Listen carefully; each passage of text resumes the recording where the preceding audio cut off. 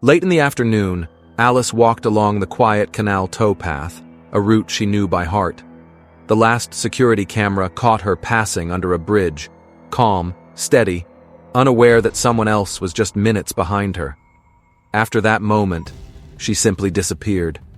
No sound, no witness, just a sudden break in the timeline that no one could explain.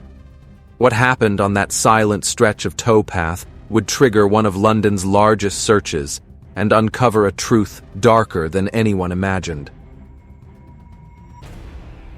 Alice Gross was born on February 14, 2000, in London, England. She came into a loving family.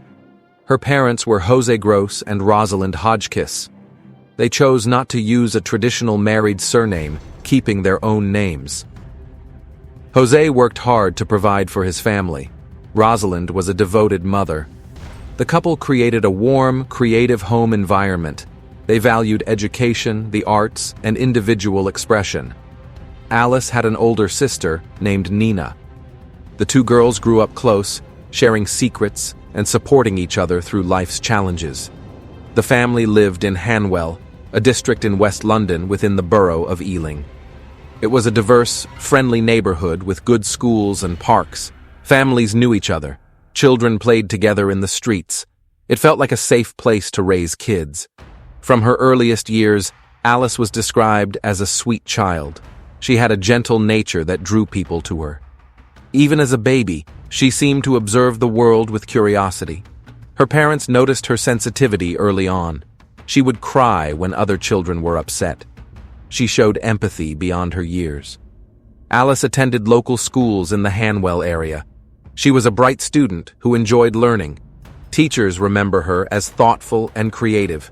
She participated in class discussions and always tried her best with her schoolwork. Reading was one of her favorite activities. She would spend hours lost in books, exploring different worlds through stories. As a child, Alice had a unique personality. She wasn't the loudest kid in the room, but she wasn't shy either. She had a quiet confidence about her. She preferred meaningful conversations over small talk.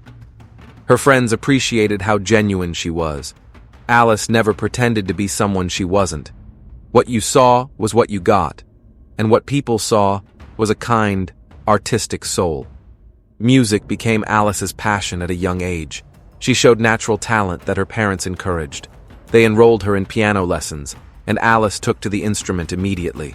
The piano became her way of expressing emotions she couldn't put into words. She would practice for hours, getting lost in the melodies. Her parents would listen from another room, amazed by their daughter's gift. Alice also learned to play the violin. Managing two instruments showed her dedication and discipline. She would perform at school concerts, her nerves transforming into confidence once she began playing. The audience could feel the emotion in her music. Teachers told her parents that Alice had something special. She didn't just play the notes, she understood the music. Alice loved nature and animals. The family had 3 cats named Lottie, Louie, and Patty. They also had a dog called Peggy. Alice would spend time with them, finding peace in their company. She would draw pictures of animals and landscapes. Art was another outlet for her creativity. Her bedroom walls were covered with her artwork and posters of musicians she admired. When Alice entered her teenage years, she started attending Brentside High School in Hanwell. It was a local public high school within walking distance of her home. This school would be where Alice spent her final years. She was in 9th grade when she disappeared, just 2 years away from taking her important GCSE exams. As a teenager, Alice's personality deepened. She became more thoughtful and introspective. She questioned the world around her. She developed strong opinions about social issues. She believed in fairness and equality. Her family described her as having a strong moral compass. Alice stood up for what she believed was right, even when it wasn't popular. At school, Alice continued to do well academically. She wasn't obsessed with getting perfect grades, but she worked hard. She particularly enjoyed subjects that allowed for creative expression. English literature was a favorite. She loved analyzing poetry and discussing the meaning behind stories. Her teachers appreciated her thoughtful contributions to class discussions. Like many teenagers, Alice used her cell phone to stay connected with friends. She had an iPhone that she had personalized. The back case was cracked, and Alice had colored it in with felt-tip pens. This small detail showed her creative spirit. Even a broken phone became a canvas for her art. But Alice's teenage years weren't without challenges. At age 14, she was diagnosed with anorexia. This eating disorder affects millions of people, causing them to restrict food and become dangerously thin. Alice's family noticed changes in her eating habits and her relationship with her body. They immediately sought help for her. Alice was receiving treatment and working through this difficult time. She also dealt with depression. Mental health struggles can affect anyone regardless of age or circumstances. Alice was brave enough to acknowledge she needed help. She was open about her struggles. Her family supported her through every step. They wanted her to know she wasn't alone. They were determined to help her get better.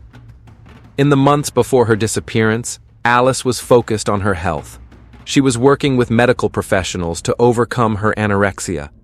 Recovery from an eating disorder is hard work. It requires facing fears and changing thought patterns. Alice was trying. Some days were better than others. Her family stayed hopeful that she would fully recover. School was going well for Alice. She had plans for the upcoming academic year. She was looking forward to continuing her music studies. She had performances coming up where she would play her violin and piano. Her teachers had high expectations for her. They saw her potential. Alice's daily routine in the summer of 2014 often included walks. She loved being outdoors. The Grand Union Canal towpath near her home was one of her favorite places. She would walk there to clear her mind. She would walk there with friends. She would walk there alone when she needed to think. The path felt like her special place. It was peaceful, it was beautiful, and she felt safe there. Alice's story intersects with that of a man named Arnis Zalkalns. He was 41 years old in 2014. He was originally from Latvia, a small country in northern Europe that's part of the European Union. Zalkalns had dark brown hair that he usually wore tied back in a ponytail. He was about 5 feet 10 inches tall with a stocky build. He worked as a builder and general laborer at construction sites around West London. But Arnis Zalkalns was hiding a dark and violent past. In 1997, when he was in his mid-20s, Zalkalns committed a horrific crime in Latvia. He murdered his wife, Rudite Zalkalns. The details were disturbing. He had stabbed her through the heart. He had beaten her with a steel bar. Then he buried her body in a shallow grave in a forest near their home in Riga, the Latvian capital. The murder was brutal and deliberate. In June 1998, Zalkalns was convicted of this crime. He was sentenced to 8 years in prison. Under Latvian law, he was also convicted of illegal possession of a weapon. This wasn't a crime of passion or an accident. This was calculated violence. Zalkalns served only about 7 years of his sentence. In Latvia, like many countries, prisoners can be released early for good behavior. Around 2005, Zalkalns was set free. Instead of staying in Latvia, where people knew his history, he decided to leave. He traveled to the United Kingdom. By 2007, Zalkalns had settled in London. He found work as a builder. It's a common job for immigrants, especially those from Eastern Europe. The construction industry doesn't always do thorough background checks. Zalkalns began building a new life in Britain. He found a partner. They had a child together. To outsiders, he seemed like a regular working man. No one in the UK knew about his violent past. There was no system in place to flag his murder conviction from Latvia. In 2009, something deeply disturbing happened. Zalkalns was arrested in the Ealing area of West London. The charge was serious: assault of a young girl. The location was near where Alice Gross would later disappear, but this case never went to trial.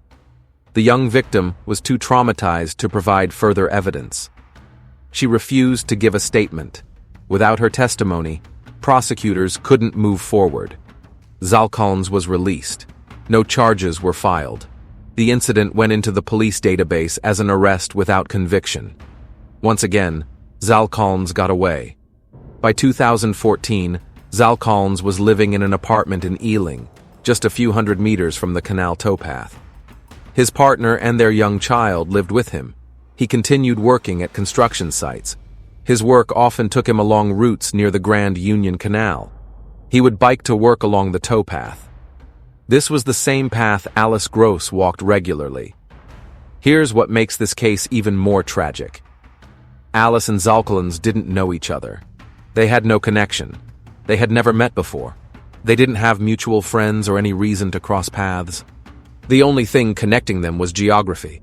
They both used the Grand Union Canal towpath. For Alice, it was a peaceful place to walk and think. For Zalkalns, it was a route to work. The towpath was public. Anyone could use it. On most days, many people walked or biked along it without incident. Thursday, August 28, 2014, started as an ordinary day at the Gross household in Hanwell. Alice woke up that morning with no idea it would be her last day alive. She spent time at home doing normal teenage things. She was on her phone. She listened to music. She talked with her family. Around lunchtime, Alice decided to go for a walk. This was typical for her. She told her parents she was heading out. She said she would be home by 6 o'clock that evening. If she was going to be later, she promised to let them know. Her parents trusted her. She had her phone. She knew the area well. They had no reason to worry. At approximately 1 o'clock in the afternoon, Alice left her house. She was wearing casual clothes. She had her white iPhone with a colored-in, cracked-back case. She carried a backpack with her belongings. She headed toward the Grand Union Canal, her familiar walking route. Alice walked along the towpath, enjoying the sunshine and the peaceful scenery. The canal stretched through West London, with narrow boats moored along its edges. Trees lined the path, providing shade. Other people were out walking their dogs or biking to work. It seemed like any other beautiful summer day. At around 3 o'clock in the afternoon, Alice was captured on security camera footage, walking along the towpath near Brentford Lock. She was alone, walking at a steady pace toward Kew. She looked relaxed and comfortable. Nothing in the footage suggested she was worried or in distress. About 45 minutes later, at approximately 3:45 p.m., more security camera footage caught Alice. This time, she was walking back along the same path, heading home toward Hanwell. She had made it to Kew and was now returning as planned. She should have been home within the hour. At 4:26 p.m., Alice appeared on camera one final time. She was walking under Trumper's Way Bridge on the canal towpath. She was still alone, still walking steadily homeward. This was the last confirmed sighting of Alice Gross alive. After this moment, she simply vanished. What Alice didn't know was that danger was very close. Just 15 minutes before she passed Brentford Lock earlier that afternoon, another person had been captured on the same security cameras. This person was on a bicycle. The person was heading in the same direction as Alice, and that person was Arnis Zalkalns. Based on security camera evidence and police investigation, here's what investigators believe happened after Alice passed under Trumper's Way Bridge that afternoon. Zalkalns had been biking along the canal towpath on his way home from work. He passed Brentford Lock at around 4 p.m. He was traveling in the same direction as Alice, meaning he would eventually overtake her. At approximately 4:10 p.m., based on their respective speeds and locations, Zalkalns would have caught up to Alice near Trumper's Way. What happened next can only be reconstructed from evidence. Zalkalns stopped. Security camera footage showed that he disappeared from the main path for at least 80 minutes. During this time, Alice also vanished from view.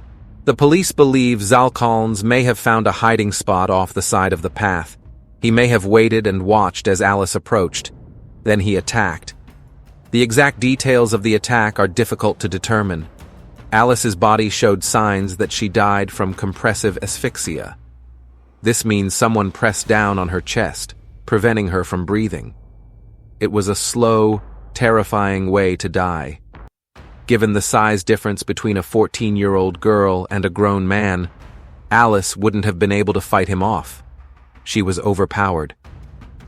After killing Alice, Zalkalns faced a problem. He needed to hide her body. He needed to avoid being caught. He had to act quickly while no one was around. When Zalkalns reappeared on security cameras at 5:49 p.m., his appearance had changed. His pant legs were rolled up. He looked like he had been in water. He was crossing Axbridge Road, less than a mile from where Alice was last seen. But where was Alice? Zalkalns had hidden her body in the River Brent, which runs alongside the canal. He chose a spot near Alice's home in Hanwell. He went to extraordinary lengths to conceal what he had done. Alice's body was found naked except for one sock. She was tied in a fetal position. She was wrapped in black plastic garbage bags. These bags would later be matched to a roll of bags found at Zalkalns' workplace. He weighted her body down with a bicycle wheel and heavy bricks. Then he covered everything with 6 large sections of tree trunk, arranging them in a pyramid formation over her body. Finally, he concealed it all in the shallow water of the riverbed. The hiding place was so effective that even trained police divers had trouble finding it weeks later. That evening at around 7:45 p.m., security cameras caught Zalkalns again. He was back at the same location near the canal. He was biking on a different bicycle than before. He stayed in the area for hours. At 8:50 p.m., cameras recorded him emerging from the dark towpath, wearing different clothes than he had been wearing earlier. He had clearly gone home, changed, and returned to the scene. When Alice didn't come home by 6 o'clock that evening, her parents started to worry. She had promised to be home by then, or to text if she would be late. As the minutes turned into hours with no word from their daughter, Jose and Rosalind's concern grew into panic. They didn't wait long to contact the police. They knew their daughter. This wasn't like her. Alice was responsible. She wouldn't just disappear without telling them. The Metropolitan Police took the report seriously. A missing teenage girl with health problems required immediate action. Officers began their initial investigation right away. They talked to Alice's parents, getting details about what she was wearing, where she had gone, and who she might be with. They gathered recent photos of Alice to circulate. The search became the largest deployment of Metropolitan Police officers in a search operation since the July 7, 2005, terrorist bombings in London. 600 officers from 8 different police forces joined the search. Police reviewed hundreds of hours of security camera footage. They identified cameras within a 6-mile radius of where Alice was last seen. They watched footage from over 300 different cameras. This tedious work eventually revealed Alice's movements on August 28th, but it also revealed something else: Arnis Zalkalns on his bicycle, following the same route just minutes behind her. Search teams combed through 10 square miles of open land. They searched 3.5 miles of canals and rivers. Police divers went into the murky water again and again, feeling along the riverbed for anything unusual. Sniffer dogs were brought in to search the areas around the canal. Officers knocked on doors, conducting house-to-house inquiries. They interviewed hundreds of local residents. On September 2nd, 5 days after Alice disappeared, police found her backpack near the River Brent. It contained her lunchbox, some clothes, and shoes, but there was no sign of Alice herself. The discovery of her belongings without her was a terrible sign. It suggested something bad had happened to her. Alice's parents made emotional public appeals. They appeared on television and at news conferences begging for information. Rosalind recorded a video message directly to Alice, telling her daughter that she loved her and wanted her to come home. She said Alice wasn't in any trouble. She just needed to know her daughter was safe. On September 12th, 2 weeks after Alice's disappearance, police analysis of the security camera footage led them to identify a person of interest. That person was Arnis Zalkalns. He had been seen on camera biking along the same path at the same time in the same area as Alice. The timing was too coincidental to ignore. Police began investigating Zalkalns. When they tried to locate him, they discovered something disturbing. He was also missing. His partner had reported him missing on September 4th, saying he had left home on September 3rd and never returned. His passport was still at home, suggesting he hadn't left the country. His bank accounts hadn't been used. His cell phone was turned off. He had simply vanished. As police dug deeper into Zalkalns' background, they uncovered his horrifying history. They contacted authorities in Latvia and learned about his murder conviction. They learned he had killed his wife in a brutal attack. They also discovered his 2009 arrest for assaulting a girl in the same area where Alice had disappeared. Suddenly, everything clicked into place. This wasn't just a missing person case. This was a manhunt for a suspected killer. On September 16th, police publicly announced they were searching for Arnis Zalkalns in connection with Alice's disappearance. His photo was released to the media. The public was warned not to approach him if spotted. A reward of up to £20,000 was offered for information leading to his capture. On September 30th, 2014, 5 weeks after Alice disappeared, police divers made a heartbreaking discovery. They found a body in the River Brent near the Hanwell area. It was concealed exactly as Zalkalns had left it, tied up, wrapped in plastic garbage bags, weighted down, and covered with tree trunks. The body was in a state of decomposition after 5 weeks in the water. But despite this, investigators were able to confirm it was Alice. The autopsy began immediately and lasted 2 days because of the complex nature of the investigation. Just 4 days after Alice's body was discovered, on October 4th, police made another grim finding. They located a body in Boston Manor Park, a wooded area in Hanwell. The body was badly decomposed. It had been there for several weeks. It was hanging from a tree. On October 6th, police confirmed what they suspected. The body was Arnis Zalkalns. He had died by hanging. There was no evidence of anyone else being involved. He had taken his own life. Based on the state of decomposition, investigators believed he had killed himself shortly after murdering Alice, possibly within a few days. Because Arnis Zalkalns killed himself, there was never a criminal trial. He would never stand in a courtroom and answer for what he did. For Alice's family, this lack of closure was incredibly painful. They would never get to see justice served in a traditional sense. On January 28, 2015, the Metropolitan Police held a briefing. They released details of the evidence they had gathered. They stated that all the evidence pointed firmly to Arnis Zalkalns as Alice's killer. They said that if he had lived, he would have been charged with her murder. The evidence was overwhelming. Zalkalns' DNA was found on Alice's shoe. One of his cigarette butts was found at the crime scene, linking him directly to the location where Alice died. Alice's iPhone case had been discovered buried in his backyard. The plastic garbage bags used to wrap her body matched exactly a roll of bags found at his workplace.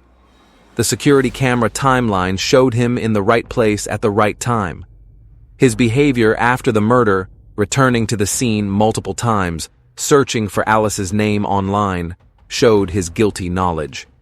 The Crown Prosecution Service confirmed they would have prosecuted Zalkalns if he had survived. Alice's family wanted answers about how Zalkalns had been allowed to live in the UK without authorities knowing about his murder conviction. How had the system failed so badly? How had a convicted killer been able to settle in London, commit another suspected crime in 2009, and still remain free to kill again? Alice's death led to real changes in how criminal information is shared across Europe. Following the case, it was discovered that before Alice's murder, police forces were mostly unaware they could exchange details of people's criminal convictions under EU law. This lack of knowledge and lack of simple systems meant dangerous people could move between countries undetected. After Alice's death, the Metropolitan Police implemented a new policy. Now, When a foreign national is arrested in London, police automatically perform background checks with their home country. Other police forces across the UK move toward implementing 100% checks as well. It's a small change that could save lives. The case also sparked broader discussions about improving the European Criminal Records Information System. Making it easier and more automatic for police to access this information could prevent future tragedies. Thanks for watching, guys. If you found this story important, please like and share this video. Don't forget to subscribe to the channel and hit the bell icon so you can be the first to know about such real-life stories.